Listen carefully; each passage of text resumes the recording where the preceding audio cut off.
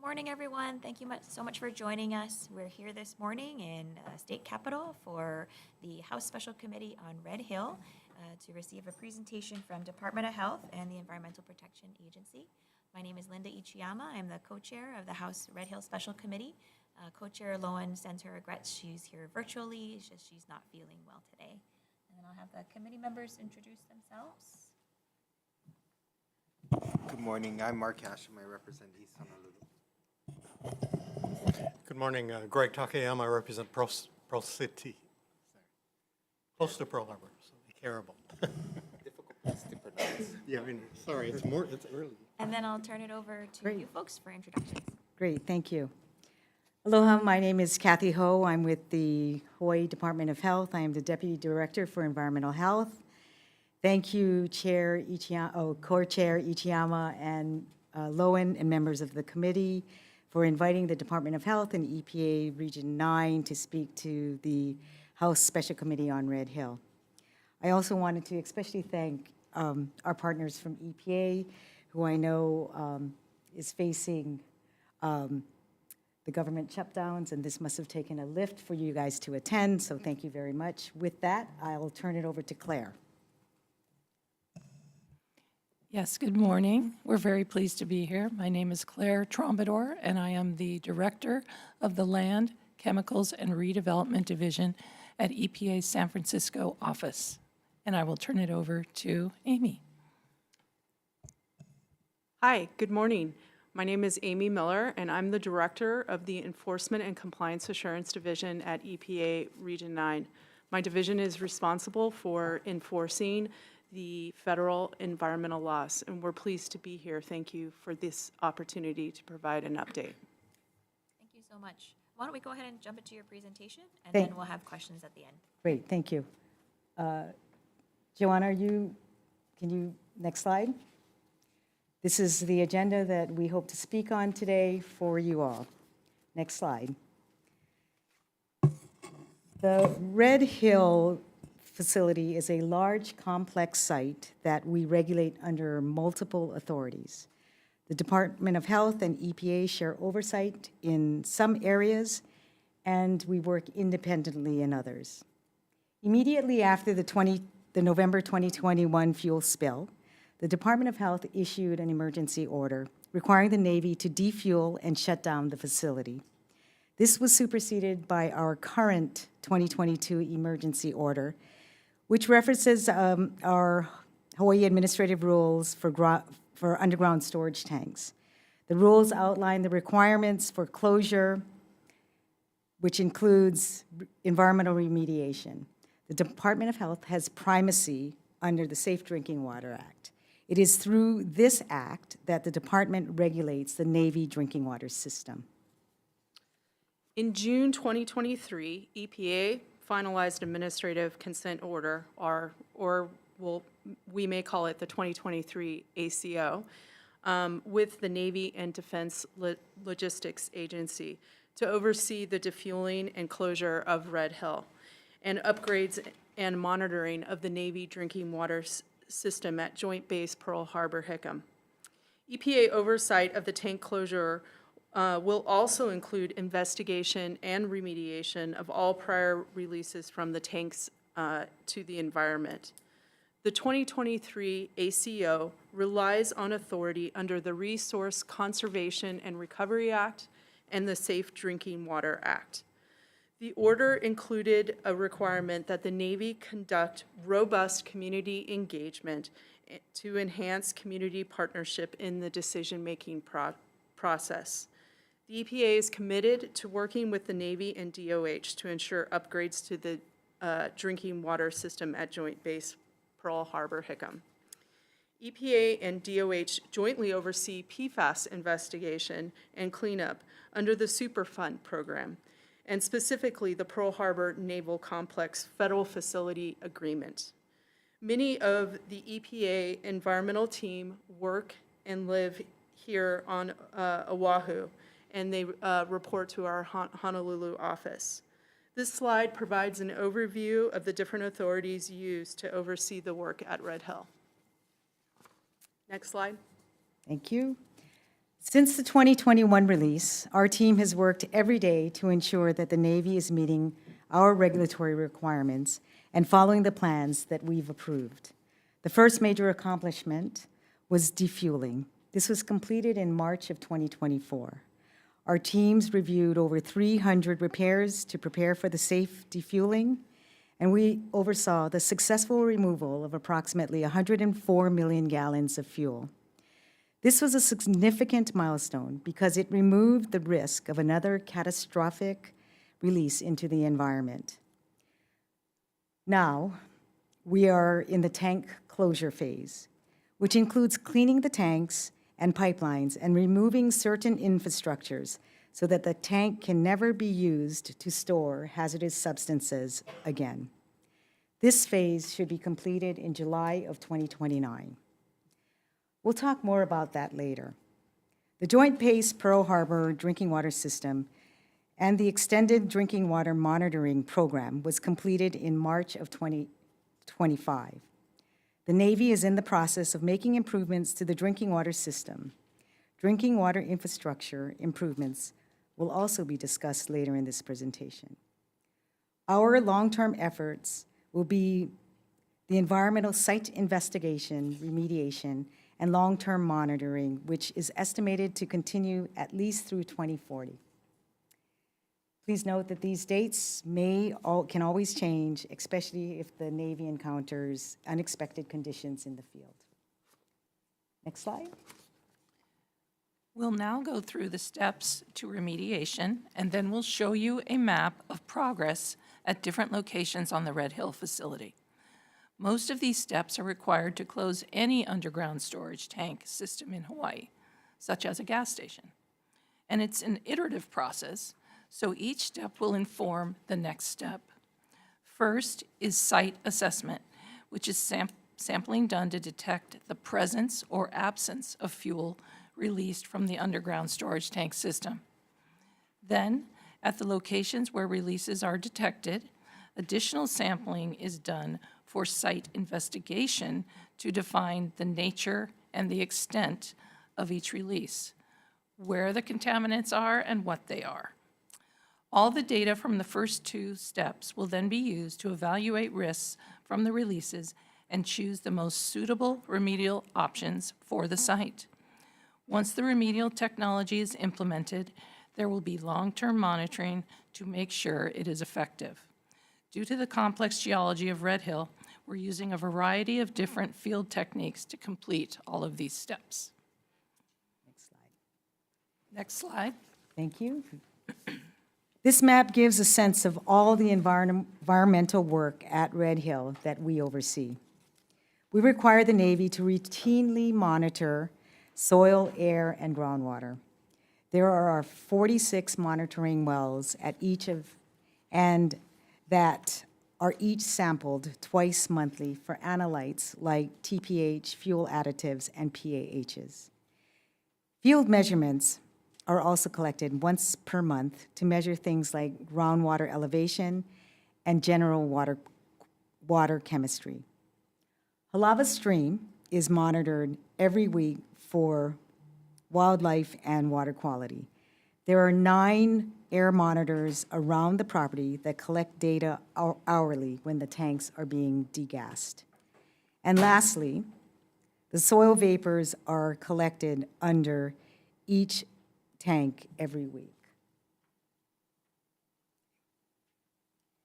In addition, the underground storage tanks needs to go through site assessment and site investigation and remediation. We like we showed on the previous slide, the light blue outline here shows the general area currently being assessed to identify historic releases from the system. This phase is a site assessment, is expected to be finished in January 2026. Next slide. In some areas, we already know there has been releases, so the Navy has moved on to site investigation to determine the nature and the extent of the release. The Navy is also doing soil vapor extraction pilot study to see if there could be any other remedial options. Next slide, please.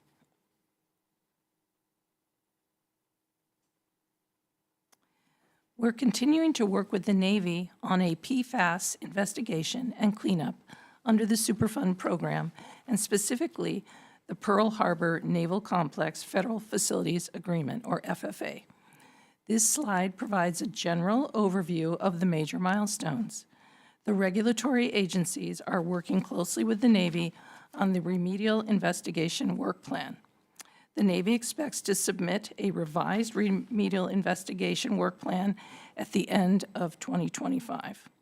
The remedial investigation work plan will serve as a roadmap to determine the nature and the extent of PFAS at the Red Hill area. EPA and DOH will together review the Navy's RI and provide, RI work plan, remedial investigation work plan, and provide comments. The Navy will implement the remedial investigation work plan once it is approved by the regulatory agencies. Next slide. Okay, moving on to tank closure. This slide covers the regulatory oversight of Phase 1 closure or facility closure. Ongoing efforts include we meet with the Navy weekly to work through issues and concerns. We review and provide comments on plans as they are submitted, including tank cleaning, closure, and pipeline removal plans. We also conduct walkthroughs to make sure that spill mitigation measures are in place. We continue to oversee degassing, pressure washing, and cleaning of the pipelines. Looking ahead, we anticipate overseeing the removal of pipelines and other system components. We also anticipate reviewing interim tank closure reports and the final closure report in 2029. Next slide. This figure provides an overview of where the Navy is in defueling for each tank. DOH and EPA's role is to verify each step and to ensure that the work is being carried out safely. The gray tanks were already emptied and washed before defueling. So our main focus right now is on the 14 white tanks. The tanks in green are undergoing safety repairs, and the tanks in blue have already been repaired and pressure washed. After each tank is cleaned, the next step will be to remove the unnecessary infrastructure so the tanks can never be used to store hazardous substances again. All of the work is estimated to be completed in July of 2029. Next slide. Our emphasis on oversight of the Navy water system is first and foremost the effectiveness of the response and recovery from the November 2021 jet fuel release. DOH issued an unsafe water advisory initiating the emergency response phase that included flushing and the initial sampling of the distribution mains and 10% of the service connections. These included buildings, homes, and other facilities such as schools and senior centers. These were completed within 4 months of the fuel release. The Department of Health amended its advisory for the last zones on March 18, 2022, allowing for unrestricted use of the entire system. The public health advisory was lifted for both the Joint Base Pearl Harbor and the Aliomanu Military Reservation water systems on October 26, 2022. To ensure emergency response flushing was effective, Navy engaged in a 2-year monitoring effort called the Long-Term Monitoring, or LTM. That continued monitoring water within the distribution system and sampling an additional 55% of service connections. Between the emergency response and LTM, over 65% of the buildings have been sampled, along with the continued collection of samples in the distribution system. Through our oversight, our evaluation of the water system found several aspects of the water system management that affect long-term success of the system and were incorporated into the 2023 ACO. EPA has conducted numerous inspections of the drinking water system. We performed comprehensive public water system inspections in April 2022 and again in June 2024. EPA conducted source water sampling for PFAS at Joint Base Pearl Harbor Hickam sources and at the Army's drinking water distribution system, which receives water from Joint Base Pearl Harbor Hickam. EPA also investigated complaints from residents and had inspections follow up on October 2023 and in February of 2024. EPA collected drinking water samples from a subset of analytes listed in the LTM from drinking water wells and various homes and priority buildings in the Joint Base Pearl Harbor and Army drinking water systems. All of these inspections have informed our oversight under the ACO. In addition, the EPA lab performed an audit of the Navy sampling techniques. In addition to other system improvements that will be discussed in greater detail in the next slide, EPA's ACO required the Navy to conduct additional monitoring to resolve concerns raised during the LTM. This additional monitoring is called the Extended Drinking Water Monitoring Plan, or EDWM. EDWM sought to complete sampling for the remaining 35% of service connections that had not been completed during the emergency response and the LTM. EPA conducted split sampling to independently validate sample results collected by the Navy during their EDWM sampling. EDWM is now complete, and EPA will issue a summary report of the drinking water system, starting with the emergency response through the completion of EDWM, which represents extensive flushing of the system and building an unprecedented sampling of every available home. The next slide will cover the ongoing system improvements and their respective status.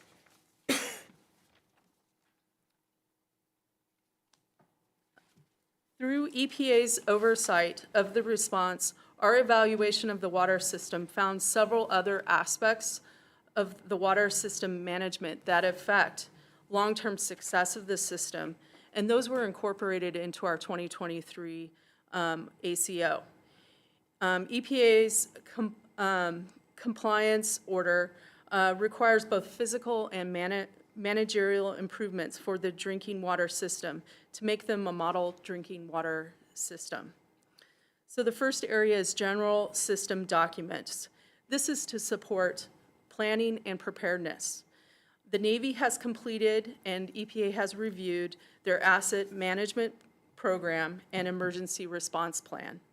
Currently, they are working on standard operating procedures, and they have 4 of 14 of those operating procedures completed, with 10 remaining. Maintenance activities and documentation will also maintain water quality. They have completed a hydraulic model of the drinking water system, and they have developed a maintenance flushing plan. To be completed is an initial flushing program and a unidirectional flushing program and a plan to exercise the valves in the entire drinking water system. In addition, they will be doing infrastructure repairs. They have repaired a broken underwater distribution main, and they are in progress of replacing various valves that are currently exempt from the valve exercising plan. They have also worked on improving their water complaint process. They have established new protocols on how to respond to drinking water complaints, which we have reviewed and approved, and they have developed their water action team. Also, they have completed, they are working on drinking water finished water tanks They have 7 total in the joint base drinking water system, and they have completed cleaning and inspecting and sampling of the Red Hill finished water tank number 316, and they are in the process of repairing or reconstructing a 6 million gallon tank called S2 by 2026. The remaining 5 will be completed over the next few years. To prevent future contamination, the Navy has developed a source water protection plan, surveillance response system to identify and respond to potential contaminant events, and a cross-connection control program. Response actions have also been taken as a result of EPA inspections. For instance, they have replaced corroded chemical feed pumps that we observed during our inspection. They are also continuing to do other efforts, including making amendments to their risk and resiliency plan, which includes a cybersecurity plan for the drinking water system, upgrading booster pumps, and reconstructing and maintaining or improving water storage tanks. There's a lot of work being done to make this system a model system. Next slide. This slide depicts the current status of both the Navy IAEA Halava shaft and the Red Hill shaft. The current status of the Navy IAEA Halava shaft is that the Navy submitted a pilot study report to the Department of Health. The Department of Health is currently reviewing that report. The current status for the Red Hill shaft is that DOH approved the construction plans for a permanent Red Hill GAC treatment system. The Navy has completed a pilot study for the Red Hill shaft and is preparing a report on that pilot study and will be submitting it to the Department of Health. What the Department of Health is waiting on for at the Navy IAEA Halava shaft is an O&M manual and final construction plans. We also anticipate a formal reactivation request that is expected to, we expect that by the end of 2025. Again, to reiterate, the Red Hill, what we're waiting on for the Red Hill shaft is the pilot study report and an O&M manual. Next slide. In accordance with the 2023 ACO, the Navy submits an annual community engagement plan to EPA, which is reviewed and approved. The Navy's 2025 community activities include host quarterly open houses, quarterly webinars, and quarterly community engagement with the Community Representation Initiative, hosting information booths and neighborhood boards. They are also required to participate in the Fuel Tank Advisory Committee meetings, and the Navy Closure Task Force also has developed an app and newsletters and fact sheets. The 2026 Navy Community Engagement Plan will include a summary of the Navy's community engagement activities and also analyze their effectiveness. Next slide. We also continue to do our own community engagement. This summer, DOH hosted a four-part webinar series on science of groundwater that was geared towards the general public.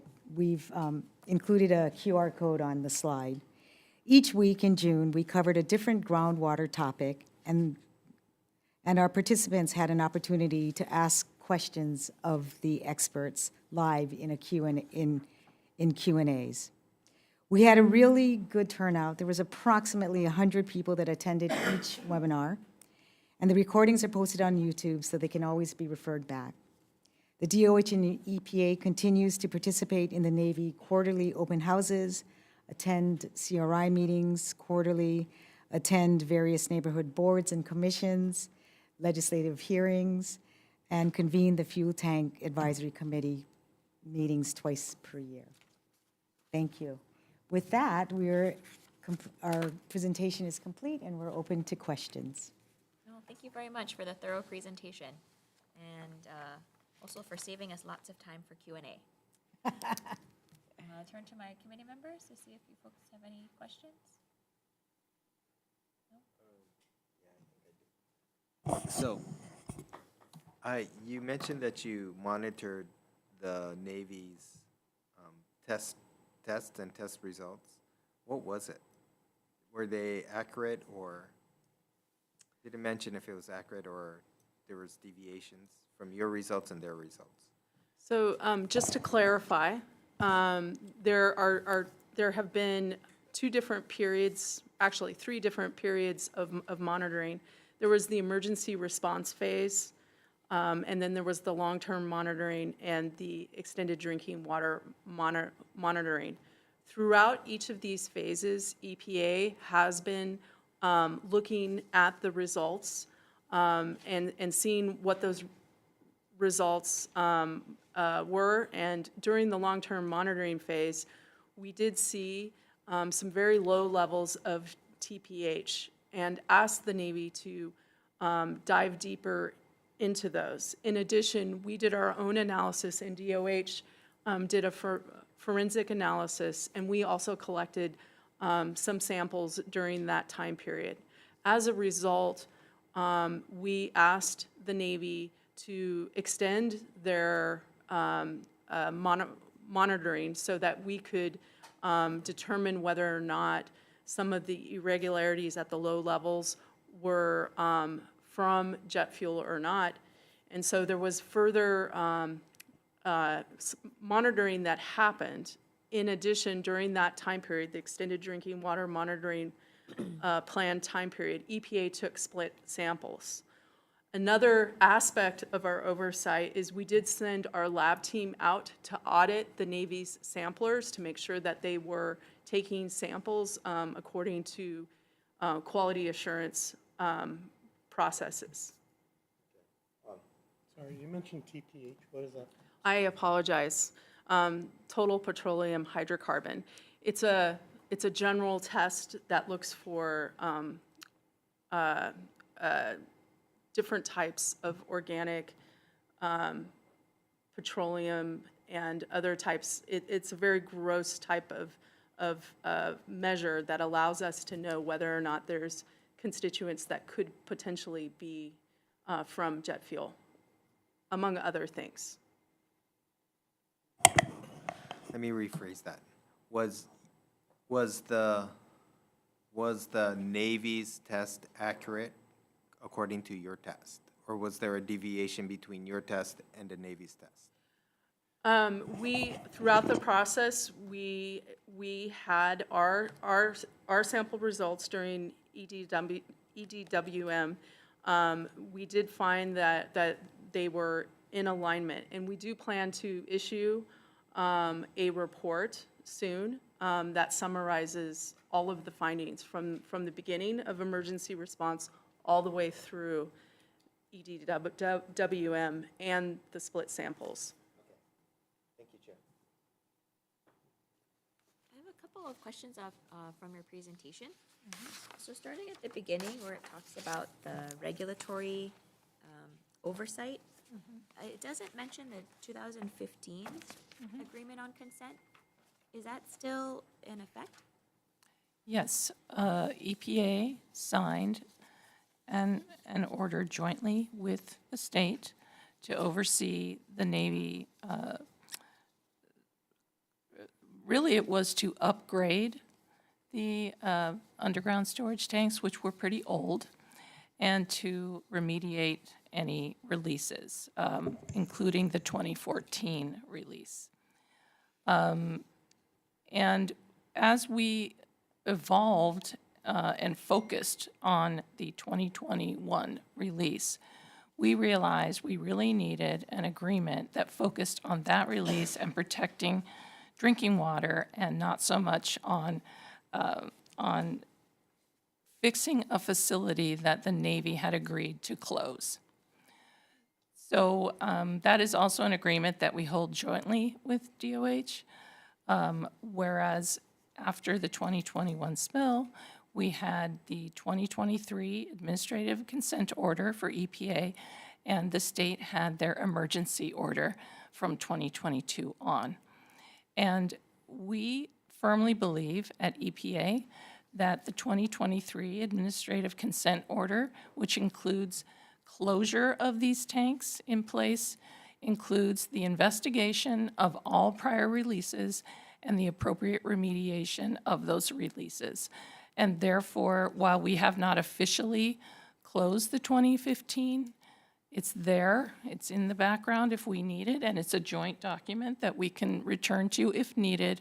We are really focusing on the 2023 order authorities in partnership with DOH's emergency order authorities. Right, so from the state's perspective, we issued the emergency order and the second emergency order, which we emphasize that it is in accordance with, in the second emergency order, it referenced our rules and statute, particularly emphasizing that it is, well, I'm emphasizing for you, that it is for closure, and closure includes remediation, investigation, and monitoring. So we think I really believe we're aligned with EPA in that sense, with their AOC, their 2023 AOC, our emergency order, in addition to the 2015 settlement agreement. With all of those, we can cover the proper closure and remediation of this site. So is the intention to, I don't know what the right word is, close or resolve or do away with the 2015 AOC? I don't think it is necessary for us to close it at this time. Maybe in the future we would. We think that the framework in the 2023 is better. We can regulate the closure through the 2015 or the 2023. The 2023 has drinking water also, and it's just a better mechanism for oversight. We have a lot more levels of EPA engaged in this effort, and it just establishes a much more robust oversight of the Navy's work. So something like the groundwater modeling that was required under the 2015 AOC, that's still required under the 2023 ACO. Am I saying this right? Yeah. Yes. And so, in that sense, is it duplicative?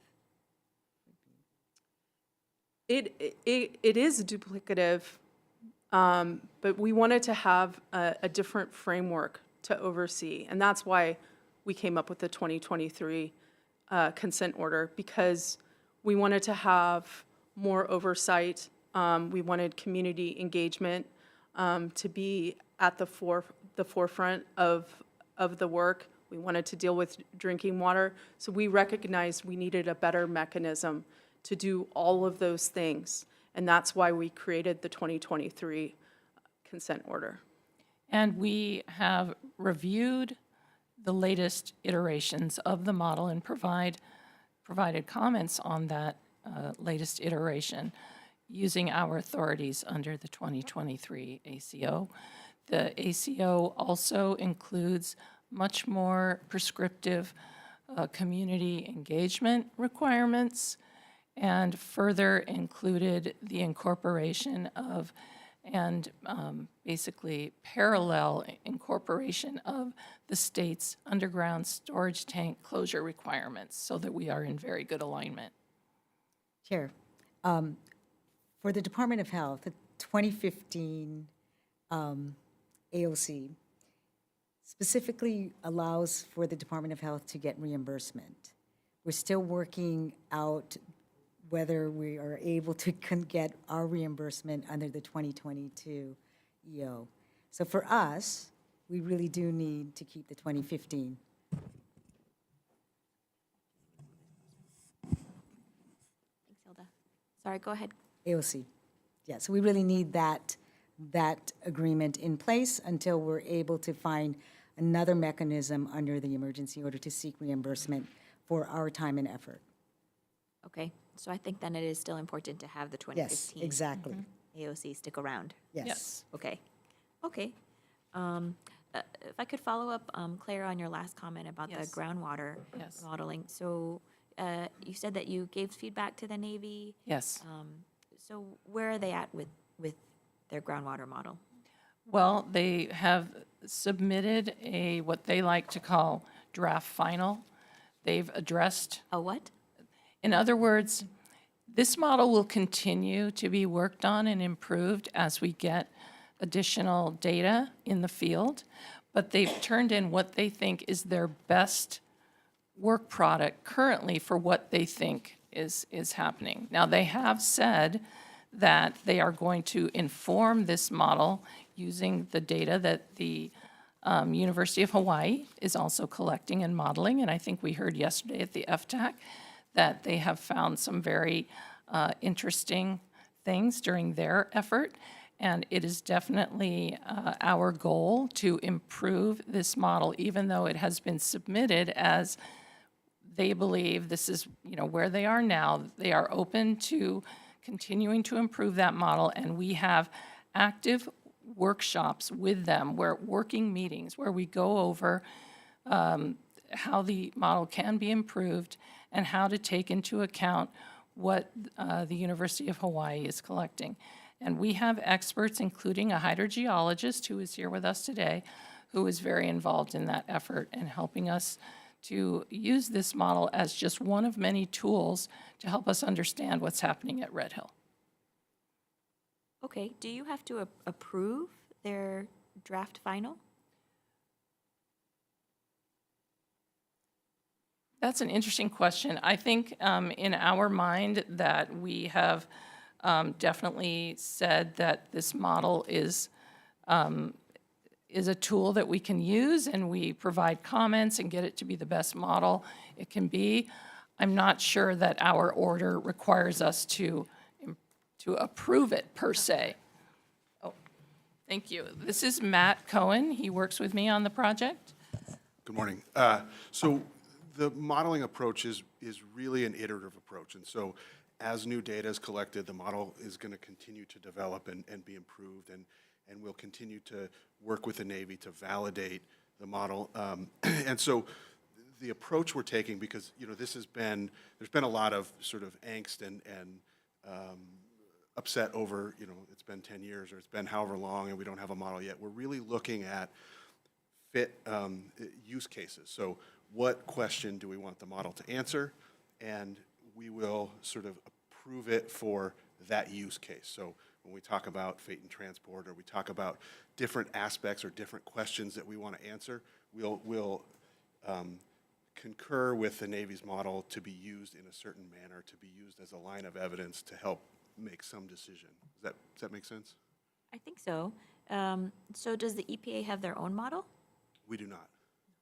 So how do you know if their model is correct? We have, so we contract with SS Papadopoulos. They're sort of one of the foremost modeling experts in the country, and so they help us review it.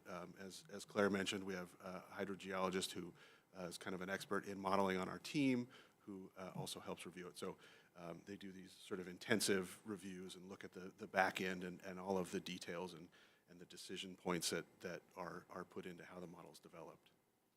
So then will you, in a sense, agree with what the Navy's model determines?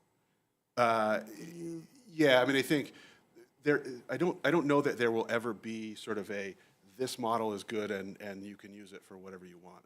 It'll be, you can use it as a line of evidence for this decision. You can use it, it's approved for this decision-making purpose. And so, and again, it would be in addition to other lines of evidence, that it wouldn't be the only thing that we would sort of rely on to make certain decisions. Okay. So to this point, have you approved certain uses of the Navy's model? Not yet. Oh. But the Navy, they gave us an updated version earlier this year, and they really took into consideration a lot of the comments. We've sort of, over the last several years, we've been making a lot of comments and input, providing input, and the latest iteration is a lot closer to what we think can be used for decision making. So do you expect to make that decision sometime in the near future on what it can or cannot be used for? Yeah, I think we expect an updated version in the coming months, and I think we may start to, and again, it'll be sort of an iterative process. It may be only, we agree it can be used for XYZ purpose, or, that will sort of piecewise kind of answer that question, that, it fit for purpose, I guess is the right word. It'll be fit to answer a certain question, and then another question and another question, and so we'll kind of continue to build on that, if that makes sense, that there'll be continuous approvals of aspects of the model.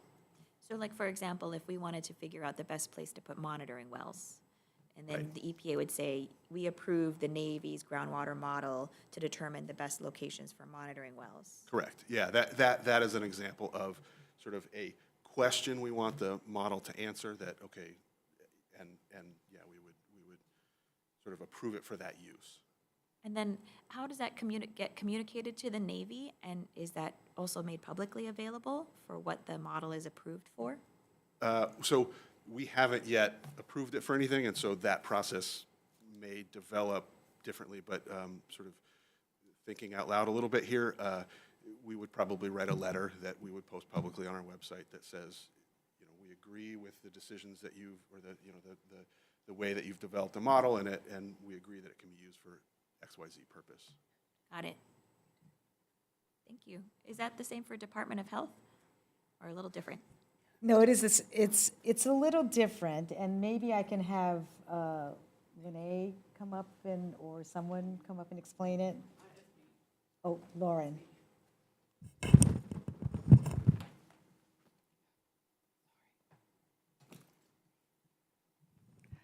Hello, I'm Lauren Cruz with the Department of Health. But so for the model for us, to date, we have not approved its use for anything. Our latest comment letter has clearly stated that we cannot allow the Navy to use it for decision-making purposes until we can come to some sort of agreement on it. We do have some concerns regarding how well it reflects what we're seeing in the field. So we're hoping with UH's data that might help. UH is also doing their own model, so that might also help us as well. And then we have our own third-party consultant that's also doing some analysis to help us kind of better evaluate the model and figure out what its usability would be. So right now, we're hopeful we'll get to a point where it can be usable, but I think we need to really see what UH's data set is and see how representative the Navy can actually make that model. Do you know what the timeline is for the UH model? I think Don Thomas said, I want to say mid-spring next year, but it depends on funding, because I think their funding runs out at the end of October, and then if they don't get the funding, then they're going to have to just do it part-time, so they won't be able to fully dedicate it because they have to work on other projects that fund them. So they're looking at maybe spring or so next year. That's contingent on funding. Yeah. Do you know how much additional funding they'll need to complete? I do not know. We'd have to ask the university, yeah. Okay, that would be really helpful to know. Okay. Otherwise, right, if Department of Health is waiting for UH to finish the model and UH doesn't have their model, so you can say what the Navy can use their model for, and then, right, because they're waiting on funding, I don't know, it could take years for them to finish, and then Department of Health, I feel like, is missing out that critical information. Yeah, because for us, it's going to be helpful because it's a third party. It's a separate entity doing it, so. Okay. And do you know by any chance if UH has had discussions with the Navy about continued funding? Yes, so I think the funding is from the Office of Naval Research, and so that's separate from the people we deal with. And I think what we learned at FTAC from Don Thomas, who presented there, was that they're not going to get funding through that, but it looks like they might be able to continue doing some stuff on the side, but it's just going to depend on if they can find another source of funding that's not from the Office of Naval Research for that to do it. So we'll have to see. I think we have to ask them for more information. We do have a meeting with them, I think, at some point to kind of discuss Okay. what the status is. So is there like a deadline of when we need to have a groundwater model that everybody agrees can be used to make certain decisions? I would say, if this wasn't clear already, that it's just one tool that we will be using. It's not the be-all and end-all of the decision-making. But we're getting closer every day, and I would think, I'd ask my experts, but the next couple of years, we'll have something? Yeah, right now, as they sort of explained earlier, we're in the site assessment phase, and so we're really looking for where releases happened. And so we don't need it for that part of the project, but once we've identified where the releases are and the nature and extent, then we're going to start talking about where might they go, what is the risk, and so that's where the model really becomes a powerful tool that, you know, we understand where it is in the subsurface, and then now we want to understand where it might go and what might happen to it. And so I think we're talking probably 2 years out before it really becomes critical that we have a reliable model. So what are the other tools that you're relying on now to make decisions about, for example, reopening the Navy's IAEA wells or where to put monitoring wells? What are the other tools that you're using now? Regarding the reopening of the drinking water wells, I would defer to Department of Health, but with respect to, for example, activities in the site assessment, we are doing passive soil gas sampling. You want to provide additional detail? Yeah, and really, there's, I think, on the order of 60 monitoring wells, and so we kind of have a sense of what's happening in groundwater, and so, and we're trying to figure out what's happening between groundwater and the facility. In that soil gas zone, that VADOS zone. Right, I guess I'm trying to think about the Navy plans to install additional monitoring wells, and they're very expensive, right? They're like $2 million per well, and they require a lot of resources and equipment, permission from landowners, right? I want to make sure that we're putting them in the right places. So is the soil vapor gas monitoring giving us enough information now to make those kinds of decisions? It's really looking at the network and where are there gaps in the network? Where are we not sure what the plume is doing? Or where do we want a sentinel well to act as a layer of protection for migration in the direction of some sensitive receptor? So there's a team of, we meet regularly with USGS and Board of Water Supply and Seaworm and DOH and the Navy, and we talk about where the wells should be placed, and there's lots of technical discussions about, what makes sense and where we have data gaps. So I guess I feel confident that the well placements are based on a lot of input and really good data from a lot of people that are smarter than I am. So are you folks also waiting on the University of Hawaii's model as well to make your decisions about what the Navy can use their model for? I think that the UH work that they're doing will help validate the Navy's model, will help improve the Navy's model. So in a sense, yes, we're eager to see what University of Hawaii develops so that it can improve what the Navy has done. Okay. Members, any other questions? You're doing a good job. Sorry, I have a lot of questions. I don't know, Kathy, if you have anything to add on the reactivation question? Yeah, well, I would call upon either Joan or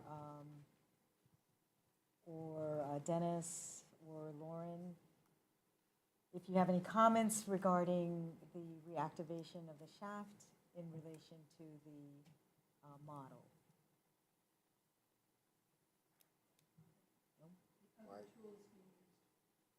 Or maybe I could ask the question a different way. So this is my layman's understanding. We have an aquifer, which is a giant sponge, and water is constantly moving through that sponge. And when you start pumping, that can affect the movement of the water underground. And so if you don't have an idea of where that water is flowing or going, or where those contaminants that could be contained in that water, in the soil around that water, how do you make an informed decision about whether or not to turn a pump back on or start again? While we're eager to have more wells, there is an extensive well network that exists, and with the information that we have, we know that the plume, the petroleum plume in groundwater is within about a quarter mile to a half a mile of the facility. So it really is staying pretty close to the facility. And one of the things that we know about dissolved petroleum in groundwater, it degrades really fast, or it degrades in groundwater, and with the particular geology and makeup we have here, there's a lot of oxygen which aids in that process. And so what happens is there's a degradation rate, and a plume can expand, a petroleum plume can expand at a rate until it is exceeded by the degradation rate. And so they tend to stay close to the source and up, and it's buoyant, so it stays towards the top of the aquifer. So my background is in regular gas station sites, and so there's been a lot of studies over the years about gas station plumes, and obviously this is bigger than that, but the same principles apply, that a typical gas station release will tend to be within 250 feet of the facility. Because of that, it only expands until it's exceeded by the rate of degradation. And so we're seeing some of that here, that the plume is maintained in close proximity to the facility. Thank you, Matt. I think she was also wanting to ask DOH about reactivation of the actual drinking water wells, but I could have been mistaken. No, thank you, thank you. That was very helpful. I appreciate that. Thank you. Dennis.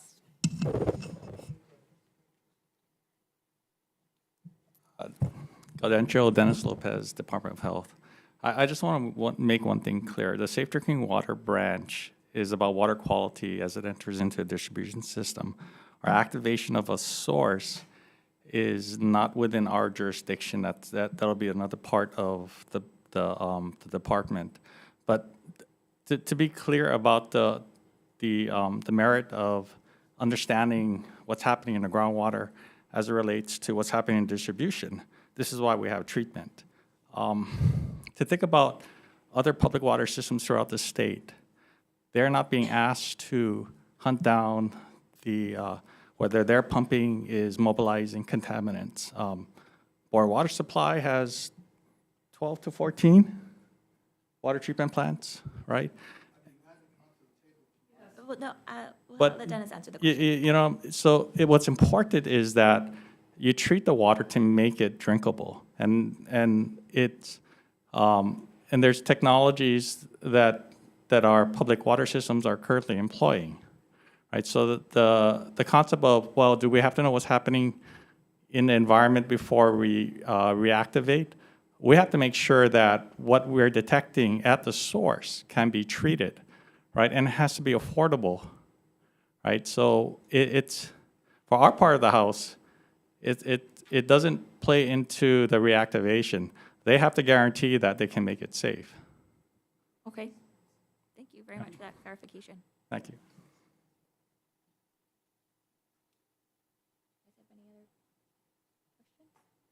Okay, I have a separate line of question around the discharge of water into Halava Stream. So it's my understanding that the University of Hawaii had been contracted to monitor that discharge and the effect on the ecosystem, but that contract is also ending. Were you folks aware of that situation? Was not aware that it was ending. I know that as part of the NPDES permit, they have to monitor the stream. That's one of the conditions. I don't see anyone from the Clean Water branch here, so we'll have to get back to you on that response. Okay, thank you. I think the concern is that as long as that there is discharge into the stream, we should continue to monitor. But even if they're not going to be discharging into the stream, that affects the stream conditions, right? Because up until they stop, they've been adding, I forget what is it, 100 million gallons of fresh water a day into the stream, right? That wasn't there before. And then once you stop that, how does that affect the ecosystem? So I think it's really important for us to continue studying even after that water is no longer there, just to see the before and after and larger ecosystem impacts. I see nodding, so I think that means you're going to follow up and get back to me. We will. Okay, great. I was wondering, just to follow up on tank closure supplement number 4 that the Navy had submitted. There was a concern in there around substances that were found on the inside of the tank after it was wiped. And the Navy had said that they were doing follow-up testing on that. Have you folks, do you know the status of that testing? You go for it. Yeah. And I'll bring Matt or another person up for more details, but basically, we've been in additional discussions to ensure that we can confirm that the tanks are clean. And because the wipe samples initially that they proposed as a way to show they were clean had a residue on them. Sorry. Oh, of course, this is Drew. I'll introduce him in just a moment, but we just want to make sure that that residue is not something that's harmful to people or the environment should there be a release in the future. Yeah, so it's kind of two parts of. Do you want to introduce yourself? Oh, sorry, Drew Cease, facility closure lead with US EPA Region 9. So the sampling, there's kind of two different lines of evidence that we're looking at here. So the first is what Claire had mentioned with the cloth rub tests, and that's based on an industry standard that looks to evaluate whether all the fuel has been cleaned from the interior of the tank. And so based on those initial cloth rub tests, they indicated that there was no fuel that was present on those cloth rubs, but they did find this kind of a dusty residue. And so we are working with Navy currently in DOH to put together a sampling plan to evaluate what this residue is. So we received a sampling plan from Navy on Monday that we're currently evaluating, and we'll issue comments on. But really, it's kind of what Claire was talking about here, is just looking to just make absolutely clear that there's no contaminants of potential concern that are being left behind on the tank shell following closure of the tanks. Department of Health, or Kathy, did you want to add anything to that? Oh, Drew, sorry, hang out right there. Okay. Just wanted to check if they wanted to add. I'm hearing that we are in concurrence with what you testified. Okay. So once you approve the sampling plan, is that when the testing will occur? Yes, the testing will take place on 3 different tanks at the facility, one that represents each different fuel type that had been stored at the facility. So once each one of those different fuel types of the tanks have been cleaned, we will sample inside of the tanks. Okay. And what are you sampling for? The testing plan that we received looks at volatile organic compounds, VOCs, semi-volatile organic compounds, SVOCs, TPH, total petroleum hydrocarbons, and metals. Okay. And maybe this is a premature question, but if you find something, what are the next steps? Yeah, that's a good question. So the way that this is going to kind of play out here is that we'll receive the lab results. Navy will be required to put together a calling it a risk evaluation, environmental risk evaluation. In that risk evaluation, if they determine that there are contaminants of potential concern there, we would require additional layer of mitigation or monitoring. So that would be, potentially looking at groundwater to determine that there's no migration of the contaminants. Mitigation measures, could look at increased inspections of the tank or additional cleaning of the tank. That would need to be determined once we conducted the risk evaluation. Okay. Thank you very much. Thank you. Members have any other questions?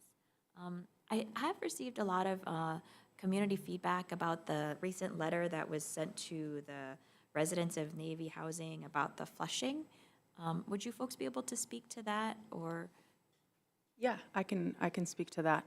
So as I mentioned during the presentation, We've been requiring the Navy to make upgrades to their system, and one of the aspects was, and this is something that is required of it's pretty standard among drinking water systems, is to develop a flushing plan, a maintenance flushing plan. Think of it kind of like your washing machine. It says you should empty it out once in a while so you don't build up crud. It's the same concept. And as part of a flushing plan, there is supposed to be notification.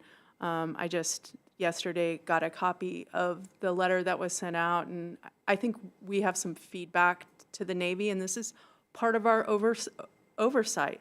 And we do value, and we know that the community has a lot of concerns about the communication and about how information is provided, and we value that input. And I plan to be talking to the Navy about their notification about the flushing.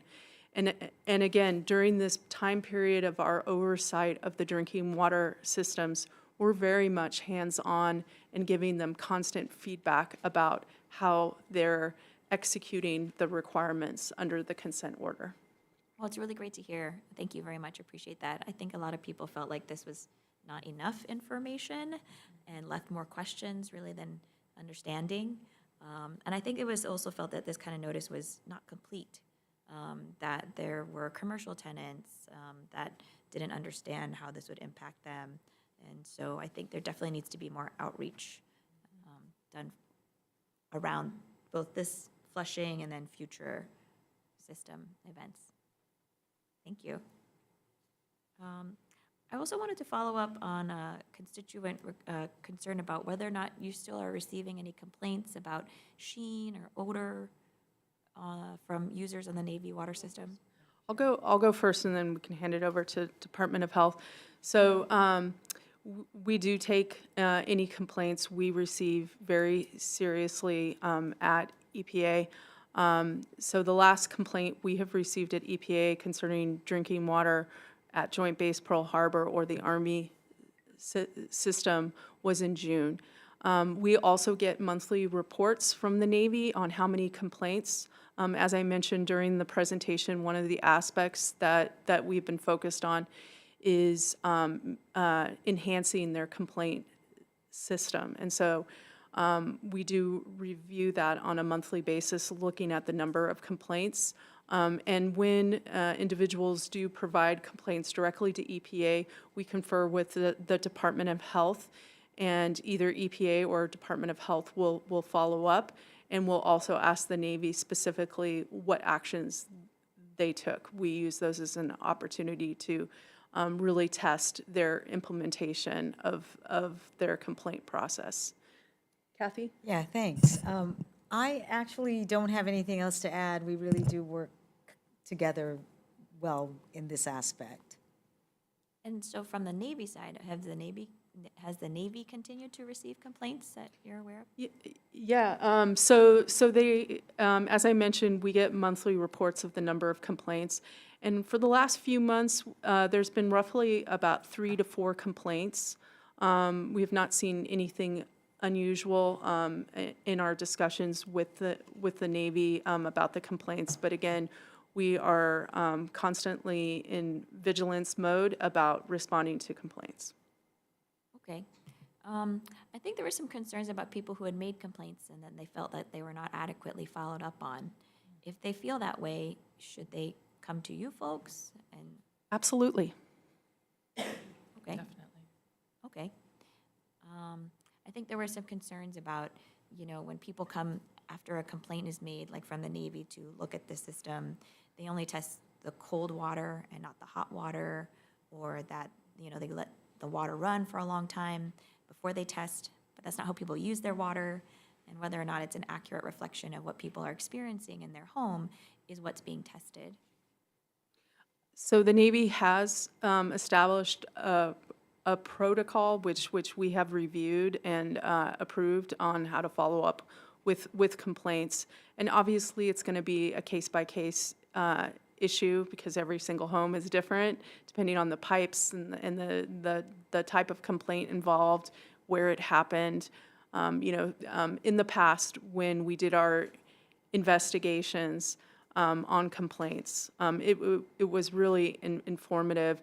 Some people were complaining about showering, some people were complaining about their kitchen sink, and so all of that is going to come into play when you're investigating a complaint. Okay. Well, I'll be sure to pass that along, that if people feel like they're not satisfied with the testing that occurred as a result of their complaint, they should follow up with you folks. And Yes. that you folks would be able to help them get that addressed. Okay. Any other questions? Let me just do a quick check if we had any other questions. Nope. Okay, that was it for me. Did you want to provide any closing remarks, or? Oh, wait, I did have one more question. A topic that's on everybody's mind, and this is for Amy and Claire. How are you folks continuing your operations, given the government shutdown? Go ahead. We have been exempted from furlough currently, and coming out here to support the Red Hill work is a priority for our agency, and we're very pleased to be here. We don't know how long we will be exempted from furlough, but we're here, and we're making the best of it, and continuing to work very closely with DOH should we, at some future time, not be available for a period of time. Well, thank you very much for being here today, and we're very, very grateful to have you here and all of your team and your expertise. I guess, I don't know if you can answer this question, but will there be some type of notice to the public or for folks who, for example, wanted to make a complaint? You know, if you folks are not able to address those things, is there a way for them to find out? Or how will that be communicated? So EPA has a standard process. If we are furloughed, we all have to, make our phones and emails indicate such. And I encourage, as you had mentioned about complaints about drinking water, we always have our friends over at Department of Health who are here and not subject to federal budget requirements. So we're very fortunate to have such a great state partner that can fill the gaps. Yeah, and I would also add, thank you, and we enjoy our partnership. I would also add that if there is a complaint, that they should also notify the Navy as well. Okay. Well, thank you very much. Really appreciate you folks being here and the information you provided. A copy of the PowerPoint will be posted to our committee website. If any members of the public wanted to review the PowerPoint, we'll make that available on our capital.hawaii.gov Red Hill Special Committee page. Thank you so much, and members, Thank we're you. adjourned.